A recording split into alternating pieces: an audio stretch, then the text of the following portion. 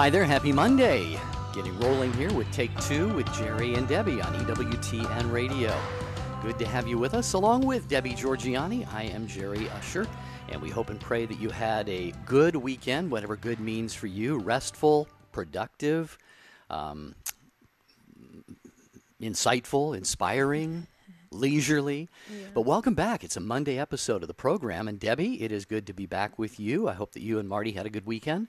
It was a crazy weekend, absolutely crazy weekend. My sister sprained her ankle taking care of my mother, and my mother-in-law is still with us as of right now, and so thank you everybody for the prayers. My Marty's mom, June, is getting ready to meet the Lord probably today, so it's been just a very, very busy, hectic weekend, and we still have a lot of dust blowing around in Arizona, Jerry. So I join you in that little bit of raspy voice, but I think mine is because I have lungs filled with dust, Arizona dust. Not a good time to visit Arizona. Arizona is not a good time of year. Right. Well, it's a Monday, and of course, most of us, God willing, hopefully all of us, I know we have some non-Catholics listening and even non-believers perhaps, but those of us who are observe the Catholic faith tradition and the obligation to attend Sunday Mass, it could be Saturday evening at the Vigil or on Sunday. We all have been to Mass this weekend, and we all, of course, had clothes on, hopefully. And our conversation today is what exactly should we be wearing to Mass? What is the proper attire for Mass? And Debbie, you have something prepared to read from the Catechism of the Catholic Church. The Church has no formal guidelines on this. No formal dress code. Yeah, it's really up to the individual, but then, of course, we have to be educated, we have to be informed, we have to understand what's happening in the sacrifice of the Mass, and those sorts of things should guide how we show up. So anyway, what does the Catechism say about this? Well, the Catechism of the Catholic Church, paragraph 1387 states, in reference to the Eucharist, the reception of the Eucharist, to properly receive the Eucharist, to prepare for worthy reception of this sacrament, the faithful should observe the fast required in their church. Bodily demeanor, and in parentheses, gestures and clothing ought to convey the respect, solemnity, and joy of this moment when Christ becomes our guest. So, Jerry, you and I talked about this paragraph, that it's a little bit wide open. It's just really suggesting that we need to use, a proper, we have to properly present ourselves.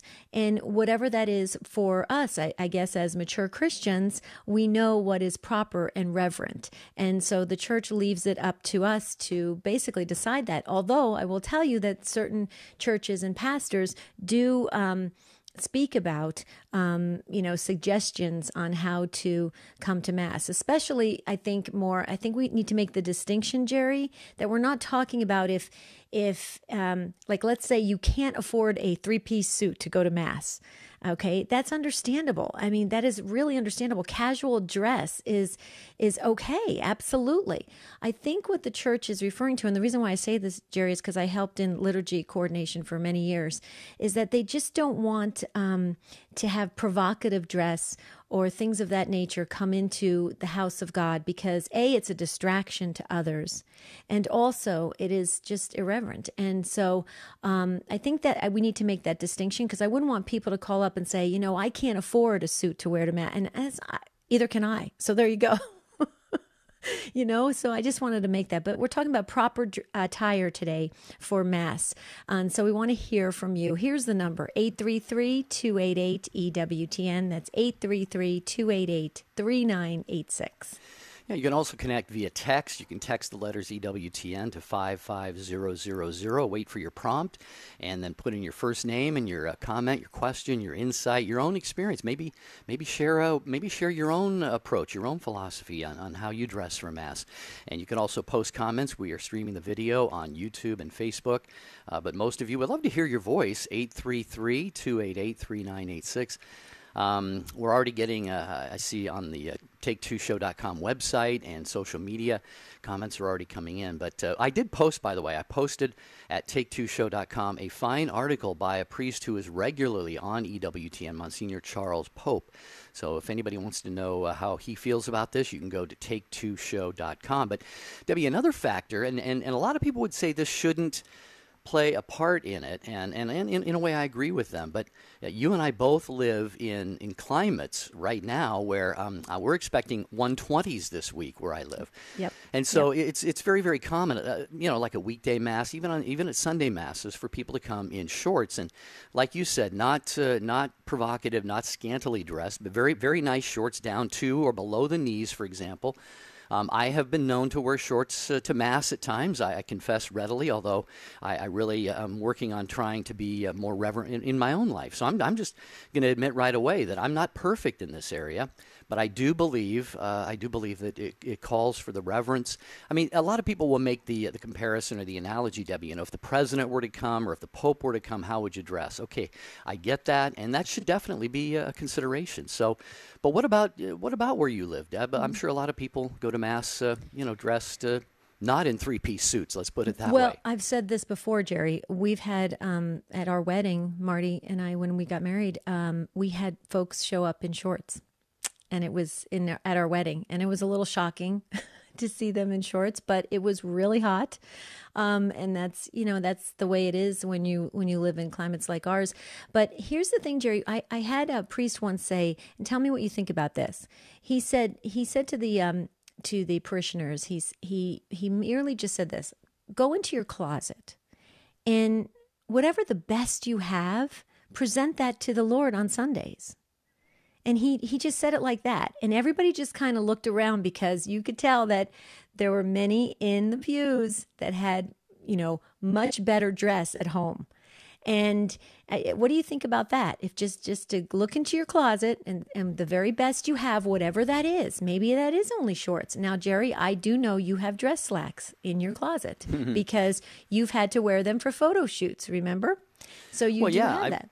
I've got suits and ties, and I'll be honest with you, I am not inclined to put on a suit and tie to go to Mass.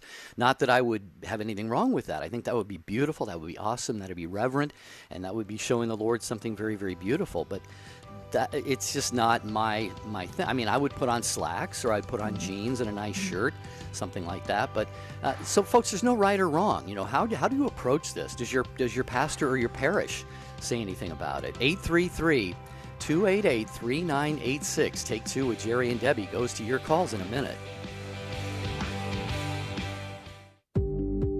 We know you like listening to Take Two with Jerry and Debbie on EWTN Radio, but have you thought about bringing them to your next event? No matter what type of event you're hosting, parish mission, conference, or retreat, trust Jerry and Debbie to make it come alive. Begin the process today of taking your presentation to the next level of success. For information on booking Jerry and Debbie, visit take2show.com, click on the J&D logo. 60 on 10 with Monsignor Charles Pope. The third commandment, remember to keep holy the Sabbath day. Of all the commandments, it might seem that we would get this one right. After all, it commands us to rest one day. But so often we're off to our own pursuits. God asks us to take one day to stop, reflect, rejoice, spend time with Him and with our family. But so often we're running everywhere else. It's also a day for worship. The book of Leviticus says, 6 days work shall be done, but on the seventh day is a Sabbath of solemn rest and a holy convocation. You shall do no work. It is the Sabbath of the Lord. And the book of Hebrews says that we should not neglect to meet together, as is the habit of some. And so again, we're asked by God to spend time reflecting and worshiping, and likewise spend time with our family. The third commandment, remember to keep holy the Sabbath day. EWTN. Live truth. Live Catholic.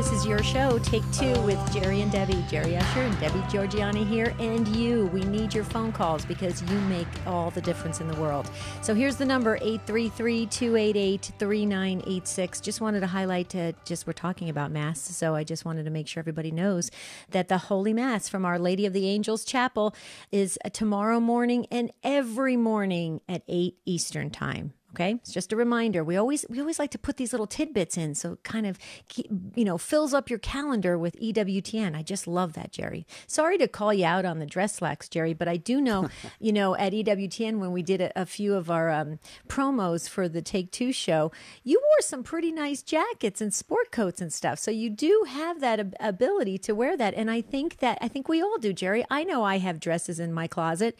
I just don't like wearing dresses. I don't. I feel uncomfortable. So I get it. So where do we find that kind of happy medium? Maybe that's what we're talking about today. What do you think? Yeah, I want to hear your take on this. Proper attire at Mass. Again, the church has no official guidelines. Does your parish, is there something posted? Have you been instructed or educated on this from the pulpit by the pastor? I'd be curious to know that, because a lot of priests do that. Some do not. Some do not. But is there? How about yours? Some of the parishes in my area do have a dress code. My particular parish does not, but there are nearby parishes where I attend Mass that they have the little, the poster up in the hall with sort of not the stick people, but the little fake people, and they'll have, no a line. spaghetti straps, no short a little shorts. line up and down, and with approved, and then other ones with the circle with the line through them and stuff like that. So I respect pastors and parishes that do that, and I also can understand why a pastor might not, Debbie, simply because we are adults, we should know these kinds of things, but definitely, I really believe if there is a lack of modesty or reverence in people's dress, it really should be addressed. Because, like you said, I see a lot of people coming to Mass, and what bothers me the most, and I've said this on the show before, to see a family walk in, mom and dad and the kids, and the kids, especially sometimes the young girls, dress like they're out with their friends at the mall, and I'm just going, Dad, Mom, what are you thinking, I mean, let alone the fact that they're at Mass, just letting them be out like that. So right. Well, can I ask you this question before we get to the phones? Sure. This happened quite frequently at our parish, where we live in a climate where it's very hot, and the families would come in, and the girls would have the short shorts and the spaghetti strap shirts and all that. And it was brought to, a deacon actually did come up to the family and actually kind of talk to the family about that, because the one girl was very much a distraction. And it was very obvious, I think, to everybody in the congregation. Anyway, the parents said, "What do you want me to do? She's here with us at Mass. Would you rather have her not come?" And that left the deacon stumped. Let's pretend for a moment we were clergy. What would you have said to that? I mean, we want people to come. What would you have said, Jerry? I mean, it's an interesting kind of, situation there.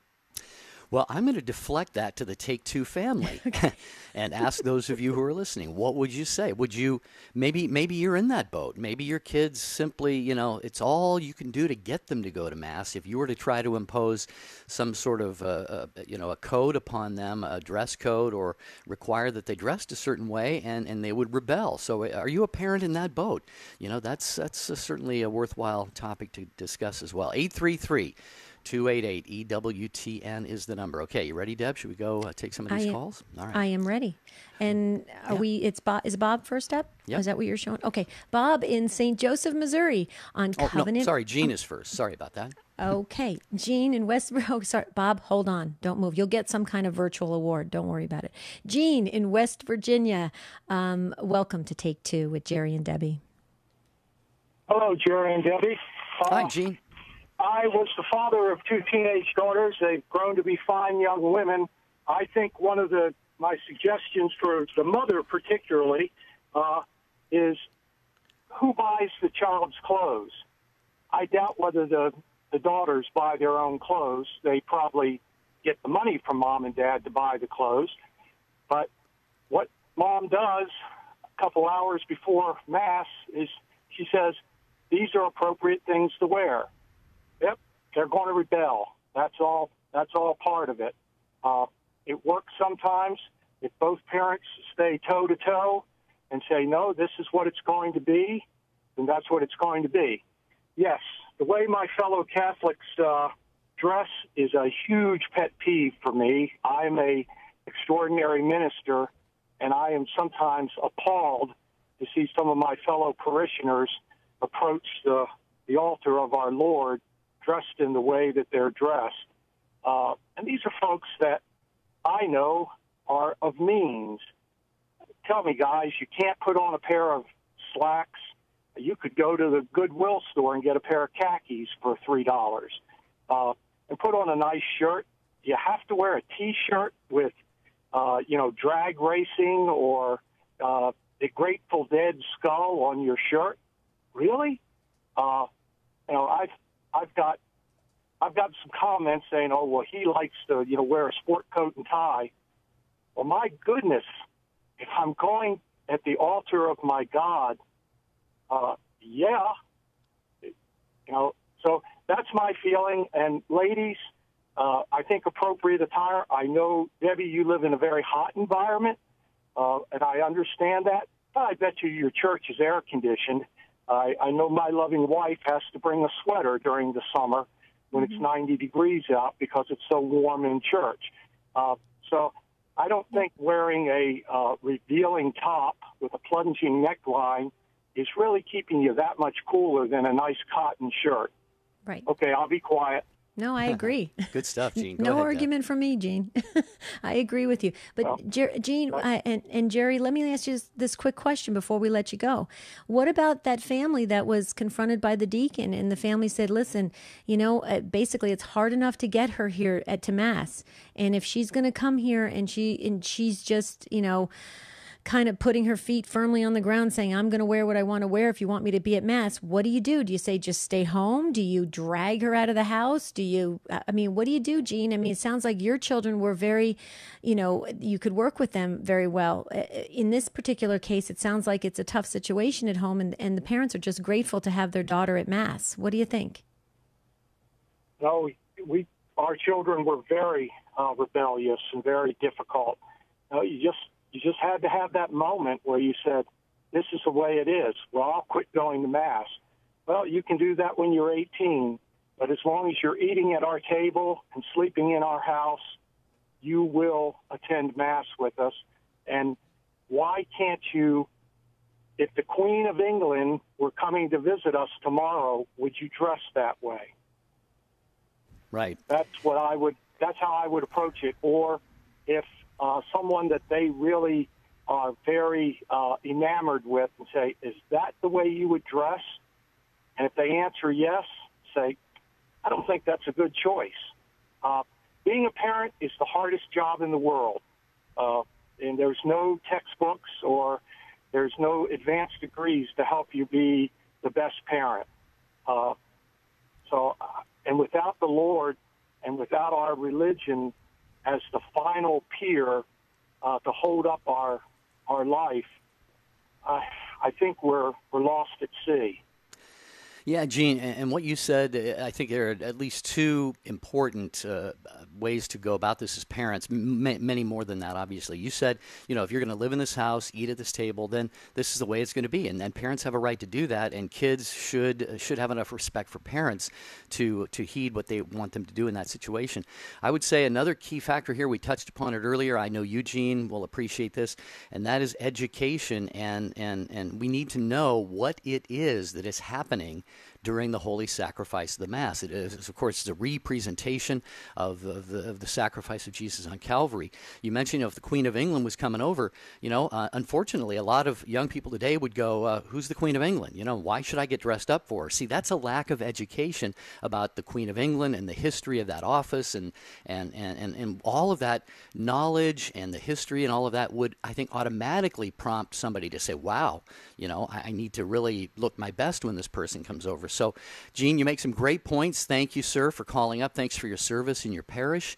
And what do you think, Debbie? Thank you, Gene, for the call. I agree. It gets down to Good catechesis, religious education from the youngest age, and that's where I think many of us have dropped the ball in recent decades. Right. And I just want, just for the record, okay, for Gene and everybody else, I do live in a very hot desert climate. I always dressed modestly, always. I always wear a sweater in church. I always cover my shoulders. I always do that because I was a extraordinary minister of Holy Communion as well, and a liturgy coordinator, and I know full well what we are there to be and to receive, and it's very important. So, Gene, I'm right with you. Thank you so much. Have a beautiful and blessed day in West Virginia. Okay, Bob, I just made this up, but it's yours. You got the Good Sport Virtual Award here at Take Two. Bob, welcome from Covenant Radio. Thank you so much, Bob. Thank you for taking my call. I remember as a child, I'm from a family of 8, and we had to polish our shoes. I was born in the 56, but we had to polish our shoes the night before. We had to do my dad's shoes also and had to get dressed up, which I actually hated polishing shoes, but it was I was being obedient to my dad. More recently, my priest, he has addressed it at Mass before, our pastor, and he said it like this to me once, Jesus is the bridegroom. It's like we're at a wedding, and we are the bride of Christ, each one of us. And as we're walking up that aisle, we are going to meet our bridegroom and our Lord. And most people would be dressed out very nice for a wedding, if they were the one walking down the aisle. So ever since then, I stopped wearing jeans. Also, I went to a funeral without a suit on, and it was a seminarian. Everyone was in a suit, tons of people, and I was out of place. So on the way home, I stopped at the thrift store and picked up a suit that fit me perfectly for like $15. So I'm safe there for any more funerals. And the other thing I wanted to say is, people do not know what they're approaching to receive. And as a cradle Catholic, I could say, I was that way at one point also. But so you don't have to spend an arm and a leg. Matter of fact, I just picked up a spring jacket for $2 at the thrift store that looks great because I'm a Eucharistic minister. So that's what I have to say. Bob, I love what you shared for many reasons, but one, because you and I both shop at thrift stores. So I wear very, very inexpensive clothes. I don't know why I do it. You do it. You did it, like you said, to get to the proper attire for Mass, and I just do it in general. I just have this thing about paying, $40 or $50 or $60 for, the shirt that I'm wearing right now probably costs $3 in a thrift store. It would have been about, $40 or $50 in a store. But be that as it may, you make some very good points there. And like you said, there are ways around this. And we got a good post on take2show.com that I'm going to read here in just a minute, but I think it highlights the fact that, Debbie, you've I think pointed to this too. We just need to do what we can, and there are ways to dress whatever is reverently for us, according to our means. Appropriately. Appropriately. And I would think that, if we can't afford nice clothes, maybe talk to some friends or talk to the parish. Maybe the St. Vincent de Paul has some, clothes that they can donate or something. But I think there's a way to do it. Again, you don't have to dress like you're going to a prom or something like that, but just in a manner that you feel comfortable honoring the Lord. I think that's Bob's point, and that's I appreciate that. Yeah, it sounds like Bob. Go ahead, Bob. I just wanted to say one other thing that I practice now is closing my eyes in prayer, and when you have your eyes closed, you're not distracted at all during Mass. You can't see anyone going up the communion. You can't see what they're wearing, and it really takes me personally to a different place because the distractions are gone.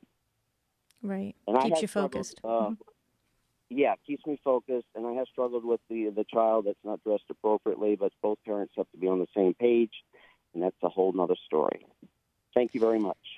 Bob, that was wonderful. It sounds like your family did just a beautiful job, and you have those memories. You said you didn't like polishing shoes, but see, you remember that, and I think that's important when families instill that sense of reverence and respect.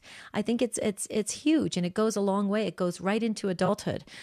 Jerry, did you want to read something? Because I want to read something that just came in too. That's very interesting. Go ahead. Yeah, Bob, thanks for the call. Sharon posted at take2show.com, as anybody can for any of the programs that we do. And Sharon said, I know the Lord will take everyone as they are, but, capital letters, but, if one has the time and is able to dress with dignity and modesty for the Lord, then by all means they must do so. It's all about reverence. So Sharon, Debbie, I take is kind of striking a balance there. Do what you can according to your means, and whatever you're able to do, try and make the effort to dress with modesty and dignity. So modesty and dignity. I love that. Okay, this just came in from one of our devoted listeners, Marianne. She just said, did you mention, no, I didn't, Marianne, I'm going to mention it right now. Did you mention you should wear something you would change out of when you get home? So wear something you would change out of when you get home. So that sets up, see, that's huge, because it sets up a difference. You're going to something very different than you would be just casually in your home. I think that's excellent. Boy, our listeners just jump in and share their takes, and we learn so very much from them, Jerry. We do, and we're going to learn more from you in just a moment here on Take Two with Jerry and Debbie. Our phone number is 833-288-EWTN, 833-288-3986. Talking about proper attire, dress, what we wear at Mass. Your takes reign supreme on this program, as always. So please don't go anywhere. Teresa, Bianca, Jim, Tim, and Peter. We got a lot of people that we're going to hear from.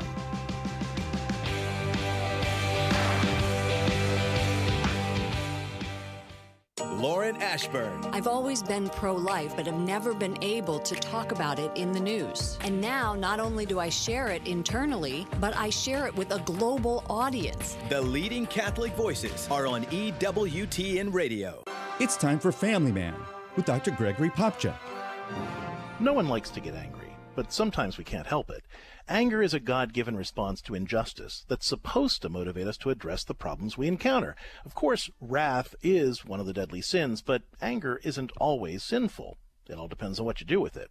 For instance, anger is righteous, even godly, if it causes us to make an appropriate, proportionate, and productive response to an injustice. Alternatively, anger becomes sinful if it causes us to lash out in ways that are inappropriate, disproportionate, or unproductive. Be careful to not let your anger add to the injustice. To learn how to manage anger and all your passions more gracefully, check out my book, Broken Gods: Hope, Healing, and the 7 Longings of the Human Heart. I'm Dr. Greg Popchak, but you can call me Family Man. To discover more ways faith can enrich your life, visit CatholicCounselors.com. For a complete list of the EWTN Global Catholic Radio Network AM and FM stations across America, go to EWTN.com. Look for the radio pull-down menu and select AM/FM stations. The list is updated regularly, so visit often. Again, go to EWTN.com. Look for the radio pull-down menu and select AM/FM stations. Also at EWTN.com, you'll find out how to listen to us on the web, on shortwave, and in some countries on satellite. You'll find it all on EWTN.com. I'm Tom Price. And I'm Gloria Purvis. Tomorrow, Father Ed Bresnahan. Along with Dr. Michael Laidlaw talking about gender dysphoria. Join us for Morning Glory, 7 a.m. Eastern on EWTN Radio. Now back to Take Two with Jerry and Debbie.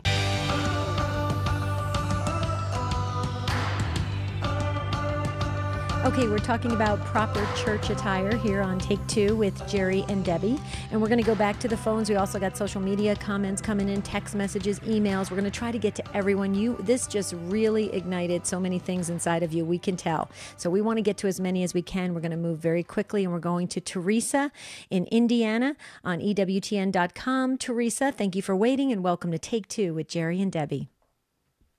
Thank you very much. Obviously, as you said, this is a very hot topic, and everyone has already expressed pretty much all the questions and concerns that I have. That a couple things that I've been listening, and I'm older, so I grew up in Catholic school with nuns teaching, and they taught us modesty. back years ago in school. The nuns did teach us girls' modesty, so it was never an issue for me growing up. But the thing that I found with my granddaughter, who's 10, and she lives with me now, and so I obviously am very conscious about what I wear. And so one day she had went and got her clothes on for Mass, and I said, do you really want to wear that? And she's like, yeah. And I said, well, Kate, I said, would you wear that if you were going on a date with Jesus? And she looked at me and she said, well, of course not. And I said, well, then you need to change your clothes. And so I said, we want to dress like we're going on a date with Jesus. And there's never been an issue since then. But I had to, she's only 10, so I'm starting with her young, but my mother never had those issues with me dressing modest, and it's carried me throughout all my life. But my daughter, I taught her that as well, and now my granddaughter. So it does come from home now, because we don't have that in schools, and with Catholic schools closing and public schools, there's not really a dress code so much. But then some of the public schools have more dress codes than the church does. Right. Well, Teresa, thanks for your call, first of all. And a couple of things. One, you mentioned that you learned this in Catholic school. And I think there's a definite advantage. Not every parent can send their child to Catholic schools, and we understand that. And, of course, we understand, too, that the primary educators of our kids are the parents, and religious education must be done foundationally in the home. But there's definitely a plus if kids go to a Catholic school and they have that mindset. It's sort of ingrained in them that they have to dress that way simply to go to school, so it's going to probably, hopefully, translate when they go to the Holy Sacrifice of the Mass. But you also mentioned the very delicate and I think insightful and creative way that you presented that to your granddaughter. And I think, a lot of parents, will just, simply say, well, this is just how it is. These are the rules in the house, and this is what you're going to do. But if you take the time to explain it just a little bit to them, like you did, I think she had that light bulb go off, Debbie, and all of a sudden her granddaughter, her whole outlook, her whole thinking on how she dresses, not only how she dresses at Mass, but very likely how she comports herself, how she prepares to receive communion, how she reverently receives communion, has a post-communion Thanksgiving. All of these things could potentially flow from that. Right. I love the way you just posed the question to your granddaughter. I think it was beautiful, and I think it allows her to come to a better understanding. I think it's great. And you're just so right. I mean, here's the thing: we have to have these conversations, though, because in this day and age, it seems like anything goes. Okay, so we do have to get people to start thinking and maybe viewing things a little differently. That's what Take Two is all about. We try to view things from different angles. Well, we should be doing that with the next generation of our faith, and that's important to do. And you're doing that, Teresa, with your granddaughter. I just love that. Thank you so much for contributing to the conversation today. We so appreciate it, and I think this is going to be helpful for all of us, because we're already getting messages coming in that folks are rethinking how they are going to dress for daily Mass and for Sunday Mass. So this is pretty awesome. Thank you, Teresa. God bless you. All right, we continue along with your phone calls. Thanks, Teresa. Bianca is next, listening in Fort Worth, Texas, to Guadalupe Radio. Hi, Bianca. Thanks for taking the time to join us on Take Two with Jerry and Debbie. Hi. So my take on this is for the Feast of Christ the King, which is usually in November. I like to... We've just started. I have a young family with a 2-year-old and a 5-month-old now. But what we've started doing is for that feast, which is on a Sunday, I make us all wear the nicest clothes that we have and kind of like parade with, kind of process around our house and then go to Mass, or if, we're running late, we'll do it after. But I think it's also a really good witness to the people that we go to Mass with, because watching The Crown and other shows that I've watched, like Northanger, I think it's Downton Abbey, I could see the difference in how people would dress when they were around, the Queen or royalty or just like a higher class, and they would have all these manners and etiquette. And I think we've kind of lost that here in the United States. We don't have that the etiquette. I don't know. Just we don't have that anymore. We haven't learned that, and so it is nice to see those shoes because I can see the level of reverence and respect. And if we were doing that for people, how much more should we be doing that for God, for right. Jesus, who's there present in the Mass?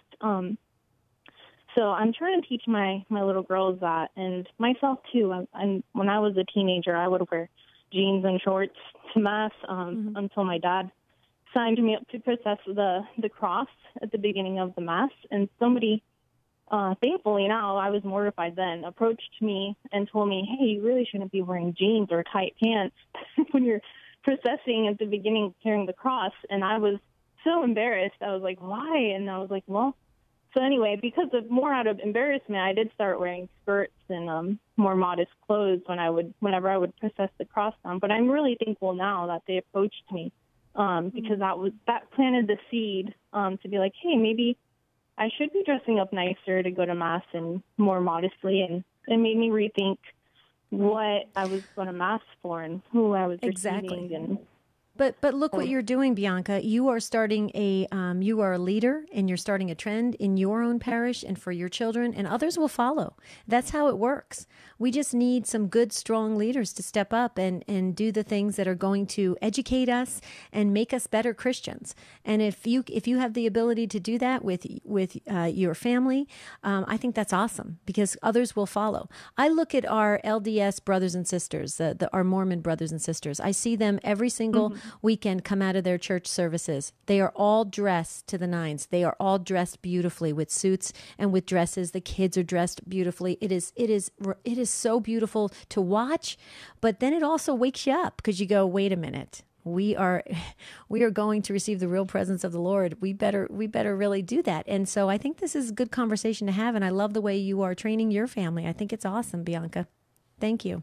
Thank you. Yes, thank you guys. This is a great topic, and I love listening to you guys. Oh, thanks. Well, we love listening to you.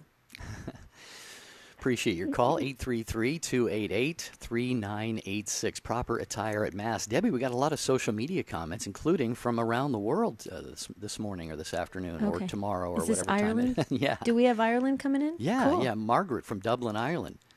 Margaret said, respectful, shoulders covered, knee-length skirts. Here in Ireland, we are taught from birth to respect the Lord. Thank you, Margaret, for chiming in.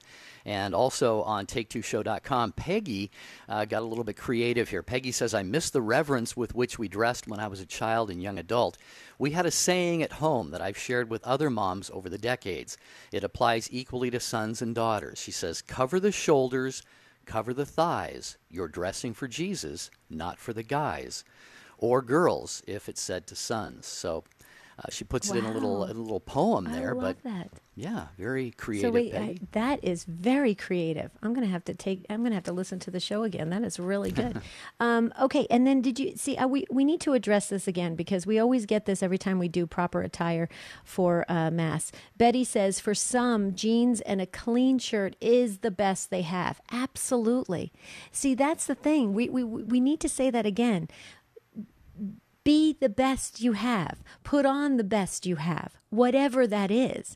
But we all know, come on, we have to be honest. We know that when folks are coming in with spaghetti strap tops and short shorts, is that really the best they have? I don't think they're really even working in the workplace because you wouldn't be able to wear that in corporate America. So, it's really interesting, Jerry. So yes, I agree. Do the best and be the best and wear the best you have. Couldn't agree more. Okay, Jim in Folsom, California, listening on the Amazon Echo to Take Two with Jerry and Debbie. Jim, we're glad that you have joined us on the program. We're going to Jim, please, whenever we can there. There we go. Good morning. We got you. Hey, Jim, welcome. Good morning. Thank you very much for taking my call.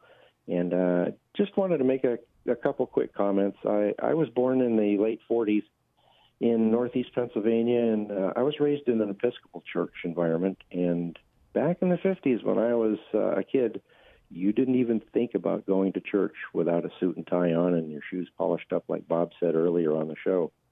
And my wife is from the Philippines, and I've been over there several times and attended church quite often. Most of the churches there do not have air conditioning. And guess what? Nobody's wearing shorts. You wear a long sleeve shirt and a pair of pants if you're long pants if you're a guy. So, when I go to church here in Folsom and I see folks with shorts on, it appalls me. We've got hot weather here in the summertime. It gets over 100 degrees. And you're only in church for an hour, maybe an hour and 15 minutes, and it's air conditioned. And then you get in your air conditioned car. So it's like, come on, you don't have to wear shorts to church. It's just not a reverent thing to be doing. But Jim, wouldn't you agree with this? Let me just throw this out there, because everybody thinks the Catholic Church is so rigid. We are told what to do: stand up, sit down, stand up, sit down. But when you look at it, we don't have a formal dress code. Okay, we're not even told what to put into the collection basket every week. Do you think we've just become a little lax as Catholics, that maybe we just need to kind of get woken up a little, kind of, get shaked up a little bit on the shoulders and say, come on, you're receiving the body, blood, soul, and divinity of our Lord, and just kind of wake people up? Because maybe it's just because we haven't had maybe even proper continuing catechesis. What do you think, Jim? I don't know. It's possible. I haven't been to an Episcopal church service in like 100 years, so I would imagine things have gotten lax in that religion too.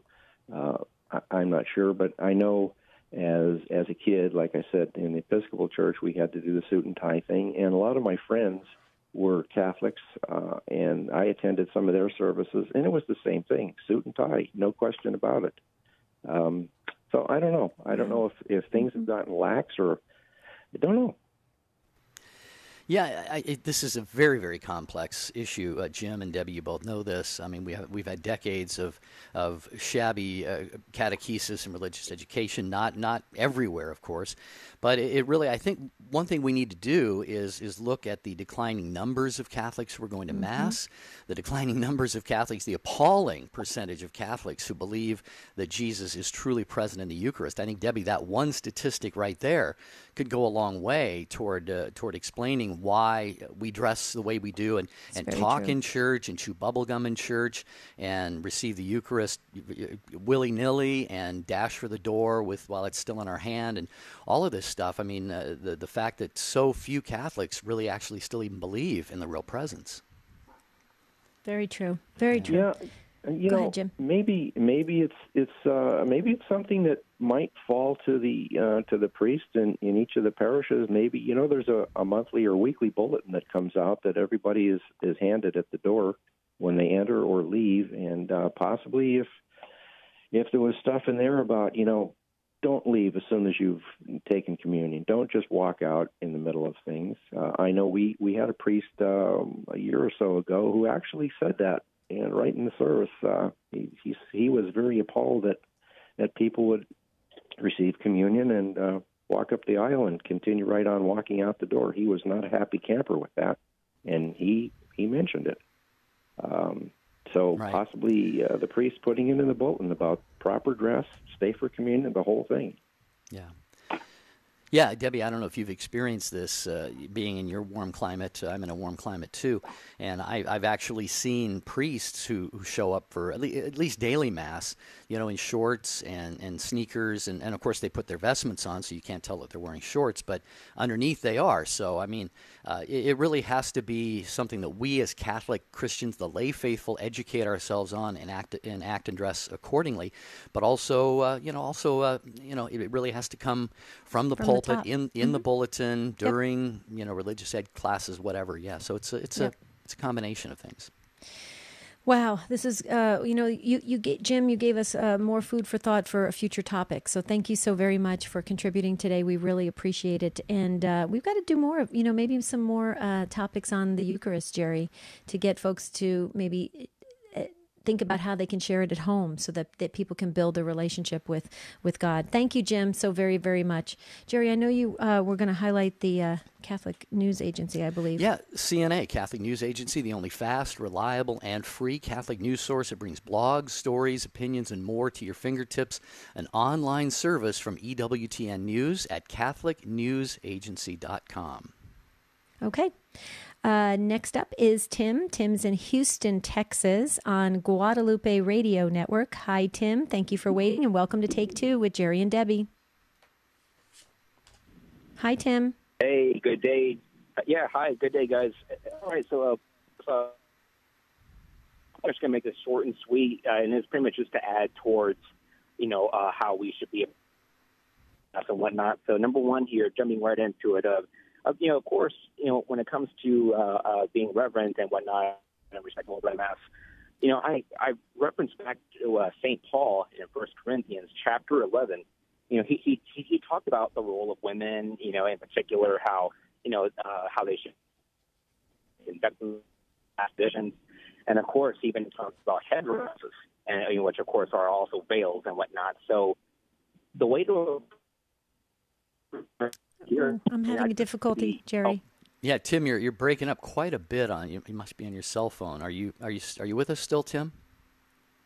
Yes, sir, I am. Can you hear me? Okay, yeah, you were breaking up. Back up about 5 or 6 seconds there, and you were talking about St. Paul and what he writes in 1 Corinthians. Yeah.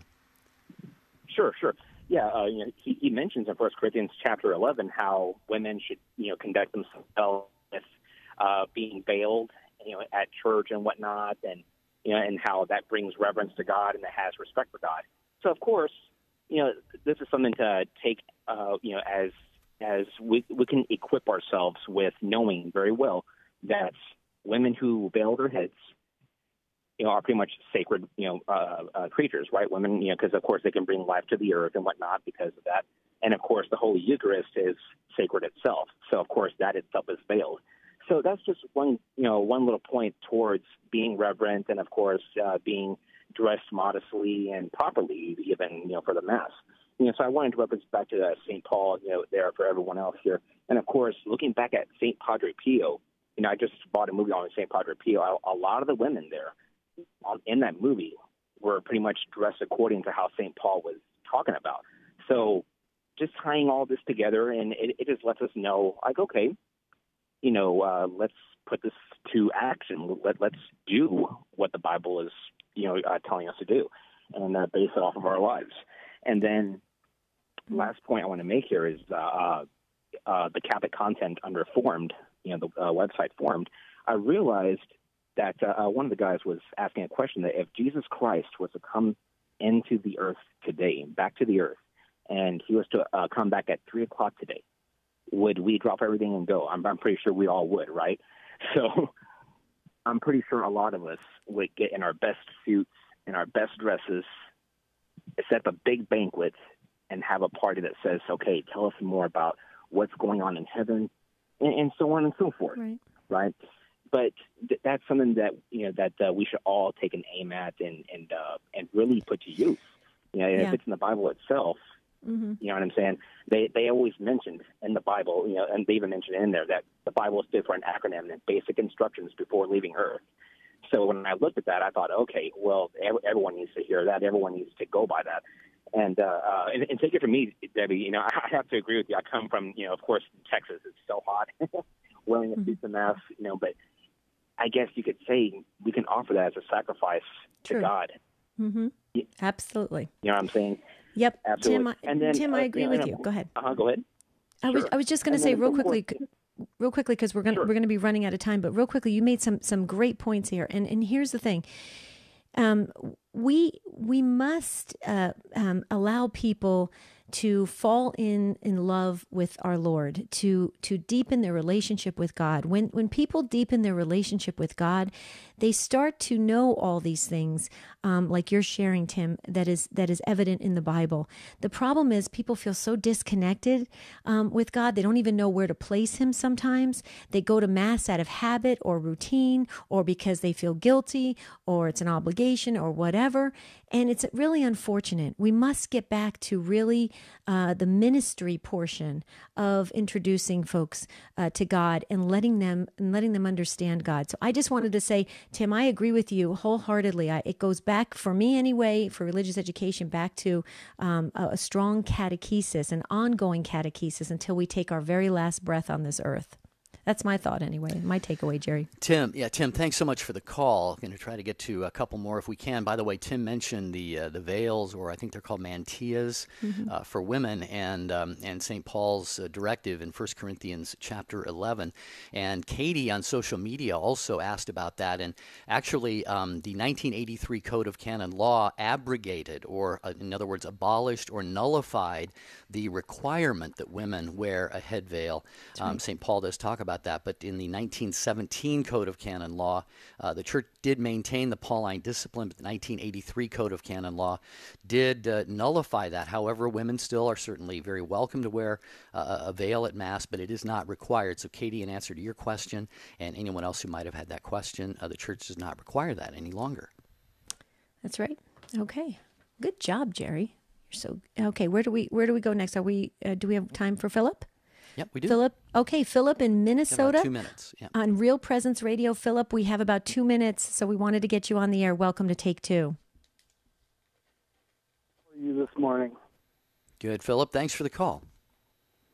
You had a caller on there by the name of Gene, and I'm listening to all the calls and stuff, and I've got to disagree with some of this stuff you're speaking about. Because, well, for Gene, he mentioned, okay, you live under my roof, you eat my food, you're going to dress the way I tell you to dress at church. But to me, that's totally wrong. We have to change their hearts first before we change their clothes. If the heart is not there, then who cares what you're wearing? David and a few of the other people in the Bible, they dressed up beautifully. God set them up in beautiful clothes and what have you. But this isn't back then. I live a life of hermitage, almost poverty and hermitage. I only have so many clothes that I wear to church. I will not miss Sunday. But to me, it's not what I'm wearing on the outside. It's what I'm wearing on the inside that matters most to God.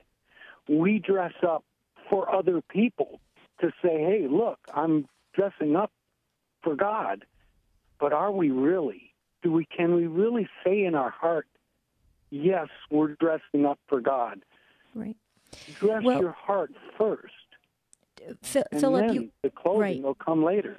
Well, Philip, you would be proud because we actually said that a few times during the show this hour. We talked about, you really just to develop your relationship with God, and then things become evident of what's important and how you show up. Because as you develop your relationship with God, there, that's where your heart is, and absolutely. So I think we can agree on that. But here's the thing: I think we need to just mention again. There's a difference between casual dress and provocative dress. I mean, I think we can all agree on that. And would you go into the house of God being a suggestive distraction to others? I don't think that's proper. And so I think that's where we're kind of addressing this, is just the fact that it's gone to that point where it's now anything goes. So I think but I agree with you that it has to be where your heart is, because your heart is, we're created to know, love, and serve God. And that's what we are designed to do. We are appointed to do. And it's very important for us to develop that. So I agree with you. Catechesis all the way. What do you think, Jerry, what Philip has to say? Yeah, I just want to point to a scripture, Matthew 15:11. People are familiar with it. It says, "A man is not defiled by what enters his mouth, but by what comes out of the mouth." In other words, so Jesus is making a similar point. I'm not saying this to say that we should not dress modestly or reverently at Mass. Absolutely not. But yeah, Philip is saying that what is in our heart matters most. Okay, and like you said, Debbie, and as we've tried to make the point, what is in our heart should then translate into what is external as well. So if we get the inside of the house in order, then the outside of the house is gonna look appropriate as well. Thanks, Philip, and all of the others. Wish we had time.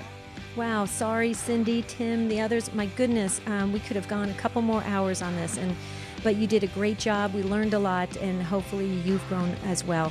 Tomorrow we're going to be talking about placing people on pedestals. Do we expect too much from people that are, I guess, in leadership? Is that where we're going with this, Jerry? Politics and stuff like that? So, yeah, Okay. Today and tomorrow, both suggested by you, our listeners. So if you've got a show topic, email it at take2@ewtn.com. Until tomorrow, we want to wish you a beautiful and blessed day.